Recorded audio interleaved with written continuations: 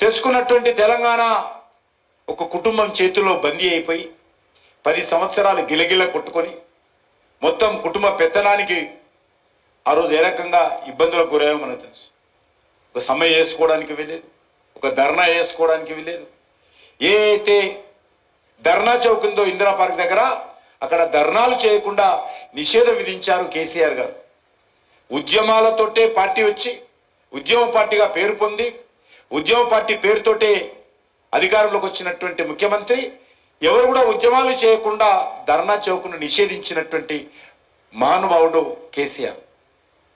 ఏ ఒక్క ఉపాధ్యాయ సంఘం, నేను ఎమ్మెల్యే ఉన్నా, ఆయన వచ్చిన తర్వాత మరి నేను కూడా ఎమ్మెల్యే ఉన్నా, ఒక్క రోజు కూడా ఏ ఎమ్మెల్యేని కలవలే, ఏ ఎమ్మెల్సీని కలవలే.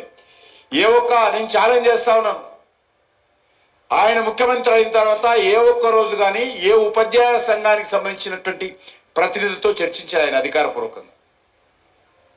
అపాయింట్మెంట్ ఇవ్వలే. టీచర్స్ కాన్స్టిట్యున్సీకి సంబంధించినటువంటి ఎమ్మెల్సీలకు కావచ్చు, ఏ కుల సంఘాలకు కావచ్చు, మహిళా సంఘాలకు కావచ్చు, యోజన సంఘాలకు కావచ్చు, ఏ ఒక్క రోజు కూడా అపాయింట్మెంట్ ఇవ్వలేదు. రాష్ట్రంలో సాంప్రదాయాలు ఉన్నాయి.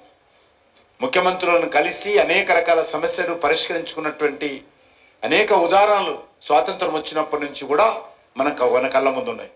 కానీ ముఖ్యమంత్రి గారు వచ్చిన తర్వాత మార్పులు చేశారు, ఒక నియంతలాగా పరిపాలన చేశాడు. కాబట్టి గత శాసనసభ ఎన్నికల్లో మరి టిఆర్ఎస్ పార్టీని ఓడించి కాంగ్రెస్ మనం తెచ్చుకున్నాం.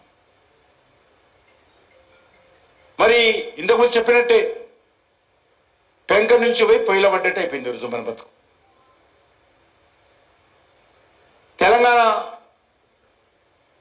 రాష్ట్ర భవిష్యత్తు ఈరోజు అంధకారంగా ఉంది. ఈ రాష్ట్రంలో ఆర్థిక సంక్షోభం వచ్చేటువంటి పరిస్థితి ఉంది. ఎందుకంటే నేను మళ్ళీ అవన్నీ చెప్పదలుచుకోలేదు. డిఏల పరిస్థితి ఏంది, రిటైర్మెంట్ బెనిఫిట్స్ ఏంది, లేకపోతే మీకు సంబంధించినటువంటి వేతన సవరణ కమిటీ సంగతులు అన్ని కూడా పెద్దలు చెప్పారు. మీరు ఒకటే కాదు, రాష్ట్రంలో అన్ని రంగాలలో అదే పరిస్థితి ఉన్నది.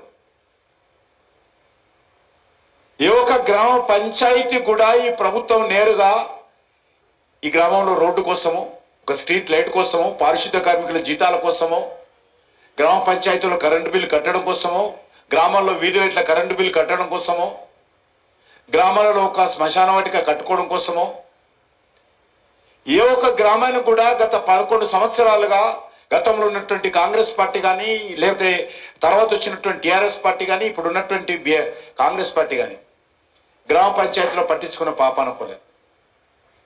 అనేక రకాల సమస్యలు ఉన్నాయి. ఈరోజు మనం చూస్తూ ఉన్నాము, ఈ సమస్యల వలయంలో ఈరోజు తెలంగాణ ఉంది. తెలంగాణ భవిష్యత్ అంధకారంలో మారబోతా ఉంది.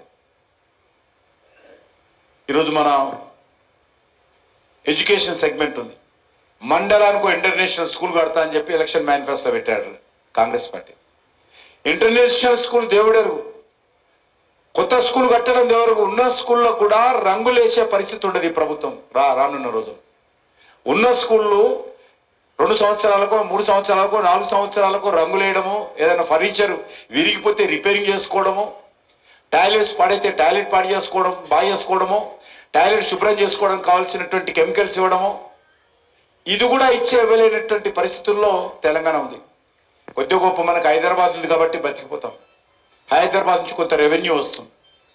కానీ ప్రభుత్వాలు గతంలో ఉన్నటువంటి టిఆర్ఎస్ పార్టీ కానీ ఇప్పుడు ఉన్నటువంటి కాంగ్రెస్ పార్టీ కానీ ఏదైనా ప్రజలకు ఏదైనా హామీ ఇచ్చినప్పుడు, ఎన్నికలకు ముందు వెళ్ళినప్పుడు ప్రజలను ఉన్నది లేనిది ఉన్నది చెప్పి మభ్యపెట్టి మోసం చేసి వాళ్ళని ఈరోజు అధికారంలోకి వస్తున్నటువంటి పరిస్థితి అది. ఏమైనా చెప్తాం, చందమామని తెచ్చి మీ ఇంట్లో ఇస్తా, కానీ నాకు ఓటేస్తే చాలు అన్నట్టుగా ఈ 2 పార్టీలు కూడా పోటీలు పడి ఈ యొక్క ఆర్థిక వ్యవస్థను దెబ్బతీస్తా ఉన్నారు. ఉదాహరణకు మీరు టీచర్లు ఉన్నారు, మీకు ఎంత జీతం వస్తుంది, మీ జీతంలో ఈ నెల ఎంత వస్తుంది, వచ్చే ఖర్చు ఏంటో ఇంట్లో ఉన్నటువంటి మీరే కాదు, ఏ కుటుంబ పెద్ద మిడిల్ క్లాస్ కావచ్చు, లేకపోతే రైతు కూలీ కావచ్చు, తనకు ఎంత ఆదాయం వస్తుంది, ఎంత ఖర్చు పెట్టుకోవాలా, అవసరమైతే ఎంత అప్పు తెచ్చుకోవాలా, ఇదంతా కూడా లెక్క ఉంటుంది. కానీ ప్రభుత్వాలు నడిపేట కోట్ల మంది బ్రతుకులు వాళ్ళ చేతిలో ఉంటాయి. ఈ యొక్క వ్యవస్థ అంతా కూడా వాళ్ళ చేతిలో ఉంటుంది. కానీ వీళ్లకు ఆలోచన లేదు.